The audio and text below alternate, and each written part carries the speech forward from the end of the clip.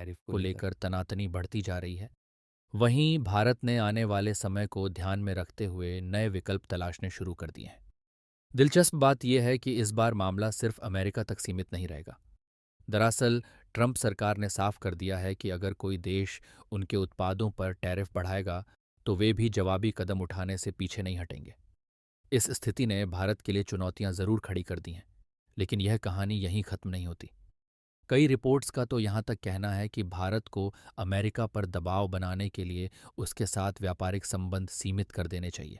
हालांकि भारत ने इस पूरे मसले पर एक और अहम दांव चला है, जिससे न केवल अमेरिका बल्कि चीन भी परेशान हो सकता है। भारत अब ऑस्ट्रेलिया और अफ्रीका के साथ मिलकर ऐसी रणनीति पर काम कर रहा है जो चीन के लिए किसी बड़े झटके से कम नहीं होगी। अगर यह योजना सफल रही तो चीन की कई प्रमुख इंडस्ट्रीज को भारी नुकसान झेलना पड़ सकता है। लेकिन असली सवाल ये उठता है कि आखिर वह खास तत्व क्या है जिसे खोजने के लिए भारत नए देशों के साथ साझेदारी कर रहा है, और यह भारत के लिए क्यों इतना महत्वपूर्ण साबित होने वाला है। आइए इस विषय को पूरी तरह से समझते हैं इस वीडियो में। लेकिन उससे पहले इस वीडियो को लाइक कर दें और चैनल को सब्सक्राइब करना ना भूलें, क्योंकि ये आपके लिए तो बस 1 सेकंड का काम है, लेकिन हमारे लिए यह बहुत बड़ी मदद साबित होती है। असल में भारत ने अब लिथियम और अन्य ज़रूरी खनिजों के मामले में अमेरिका और चीन पर निर्भरता कम करने का बड़ा निर्णय लिया है। इसके तहत भारत ने खनिजों की खोज और खनन की प्रक्रिया को तेज कर दिया है और ऑस्ट्रेलिया एवं अफ्रीकी देशों में इन संसाधनों की तलाश शुरू कर दी है। खासतौर पर जाम्बिया, कांगो और ऑस्ट्रेलिया में भारत लिथियम, कोबाल्ट और तांबे जैसे अहम खनिजों को लेकर नए अवसर तलाश रहा है। इसका सबसे बड़ा कारण ये है कि इलेक्ट्रिक वाहनों और लिथियम आयन बैटरियों की मांग तेजी से बढ़ रही है। भारत चाहता है कि उसकी सप्लाई चेन इतनी मजबूत हो कि वह वैश्विक बाजार में एक बड़ी ताकत के रूप में उभर सके। लेकिन सबसे दिलचस्प बात यह है कि इस बार भारत ने चीन या अमेरिका पर भरोसा नहीं किया, बल्कि अन्य देशों के साथ साझेदारी कर इस दिशा में कदम बढ़ाया है। भारत की सरकारी कंपनियां विदेशी साझेदारों के साथ मिलकर काम कर रही हैं, ताकि इन संसाधनों को अधिक प्रभावी तरीके से हासिल किया जा सके। अब आपके मन में भी यह सवाल ज़रूर उठ रहा होगा कि आखिर ये खनिज भारत के लिए इतने अहम क्यों हैं। तो आपको बता दें कि स्मार्टफोन, इलेक्ट्रिक गाड़ियां और बैटरियों के निर्माण में लिथियम, निकेल और रेयर अर्थ फिलहाल इन खनिजों की अहमियत को समझते हुए भारत ने हाल ही में एक बड़ा कदम उठाया है, और इसका असर अब साफ नजर आने लगा है। जाम्बिया सरकार ने भारत को 9,000 वर्ग किलोमीटर का क्षेत्र आवंटित किया है, जहां भारत कोबाल्ट और तांबे की खोज कर सकेगा। इस पूरी प्रक्रिया में लगभग 2 से 3 साल का समय लग सकता है, लेकिन अगर भारत को इन धातुओं के खनन का अधिकार मिल जाता है तो यह देश की इलेक्ट्रिक व्हीकल और स्मार्टफोन इंडस्ट्री के लिए एक बड़ा गेम चेंजर साबित हो सकता है। दुनिया जैसे जैसे स्वच्छ और टिकाऊ ऊर्जा की ओर बढ़ रही है, वैसे वैसे लिथियम जैसे महत्वपूर्ण खनिजों की मांग भी तेजी से बढ़ रही है। हालांकि दिक्कत यह है कि भारत अभी भी लिथियम और अन्य खनिजों के लिए काफ़ी हद तक आयात पर निर्भर है, खासकर चीन से, जो लिथियम प्रोसेसिंग टेक्नोलॉजी में वैश्विक स्तर पर सबसे आगे है। अब भारत इस स्थिति को बदलने के लिए पूरी ताकत झोंक रहा है। सरकार आत्मनिर्भर भारत के लक्ष्य के तहत इन महत्वपूर्ण खनिजों के क्षेत्र में भी खुद को मजबूत करने की कोशिश कर रही है। अगर भारत इस प्रयास में सफल होता है तो यह चीन के लिए एक बड़ा झटका साबित हो सकता है। अब अगर हम क्रिटिकल मिनरल्स के क्षेत्र में भारत के निवेश की बात करें तो जनवरी में सरकार ने इन खनिजों में आत्मनिर्भरता सुनिश्चित करने के लिए 1.9 अरब डॉलर की लागत से नेशनल क्रिटिकल मिनरल मिशन को मंजूरी दी है। इस मिशन का मुख्य उद्देश्य भारत को इन आवश्यक खनिजों के मामले में आत्मनिर्भर बनाना और वैश्विक आपूर्ति श्रृंखलाओं में अपनी स्थिति को मजबूत करना है। खास बात यह है कि भारतीय भूवैज्ञानिक सर्वेक्षण जीएसआई ने अब जम्मू कश्मीर और छत्तीसगढ़ जैसे राज्यों में कई लिथियम भंडार की पहचान की है, जो भारत के लिए एक महत्वपूर्ण उपलब्धि मानी जा रही है।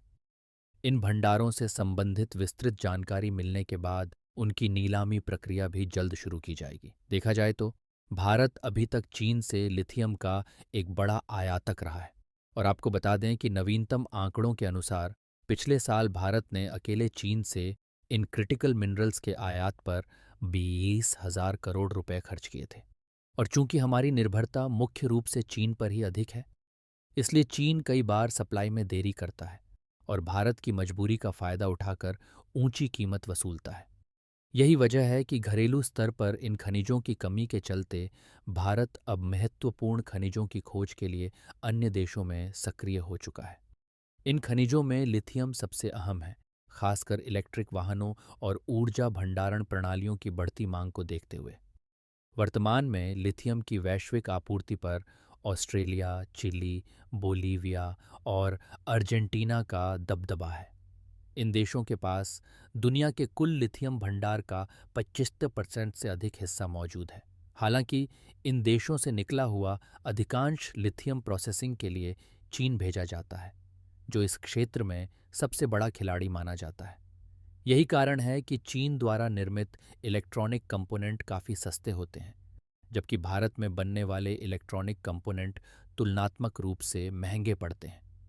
इसकी वजह यह है कि ज़्यादातर क्रिटिकल मिनरल्स की प्रोसेसिंग चीन में ही होती है।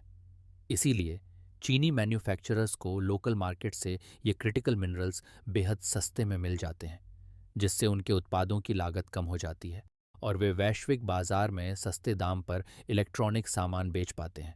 इसका सीधा असर भारतीय मैन्युफैक्चरर्स पर पड़ता है। देखा जाए तो हांगकांग, अमेरिका, जर्मनी, जापान और यूएई जैसे देशों में भारत और चीन दोनों ही अपने इलेक्ट्रॉनिक डिवाइसेस का निर्यात करते हैं। लेकिन नतीजा यह निकलता है कि इन बाज़ारों में चीनी उत्पादों की कीमत कम होने के कारण वे ज़्यादा प्रतिस्पर्धी बन जाते हैं, जबकि भारतीय उत्पाद अपेक्षाकृत महंगे होने के चलते उतनी मजबूती से प्रतिस्पर्धा नहीं कर पाते। और भारत के इलेक्ट्रॉनिक उत्पाद अपेक्षाकृत महंगे होने के कारण इन वैश्विक बाज़ारों में चीनी निर्यातकों के मुकाबले भारतीय निर्यातकों को संघर्ष करना पड़ता है, क्योंकि चीनी उत्पाद कम कीमत के कारण अधिक बिकते हैं, जबकि भारतीय इलेक्ट्रॉनिक सामानों की बिक्री सीमित रह जाती है। इसका मुख्य कारण ये है कि चीनी निर्माताओं को क्रिटिकल मिनरल्स बेहद सस्ते दामों में उपलब्ध हो जाते हैं, जिससे उनके इलेक्ट्रॉनिक कंपोनेंट्स की कुल उत्पादन लागत कम रहती है और वे अपने उत्पादों को कम कीमत में बेच पाते हैं। लेकिन भारत को इस लाभ का फ़ायदा नहीं मिल पाता। यहाँ तक कि इसी जनवरी में खबर आई थी कि चीन ने भारत को क्रिटिकल मिनरल्स की आपूर्ति करने से इनकार कर दिया था। इसका सीधा असर भारत की सोलर इंडस्ट्री और इलेक्ट्रिक व्हीकल निर्माण कंपनियों पर पड़ा, जिससे उन्हें बड़ा झटका लगा। इसी के बाद भारत ने जाम्बिया, कांगो और ऑस्ट्रेलिया के क्षेत्रों को अपने नियंत्रण में लेकर वहां क्रिटिकल मिनरल्स की खोज शुरू की। अब सवाल यह उठता है कि क्या भारत को इन देशों में क्रिटिकल मिनरल्स के मामले में सफलता मिलेगी? आपकी इस विषय पर क्या राय है? हमें कमेंट में ज़रूर बताएं। साथ ही इस वीडियो को लाइक करें और अपने मित्रों के साथ शेयर करें, ताकि वे भी इस अहम जानकारी से अवगत हो सकें। इसी तरह की और जानकारीपूर्ण वीडियो देखने के लिए चैनल को सब्सक्राइब करें और बेल आइकन को ओनल पर सेट करना न भूलें।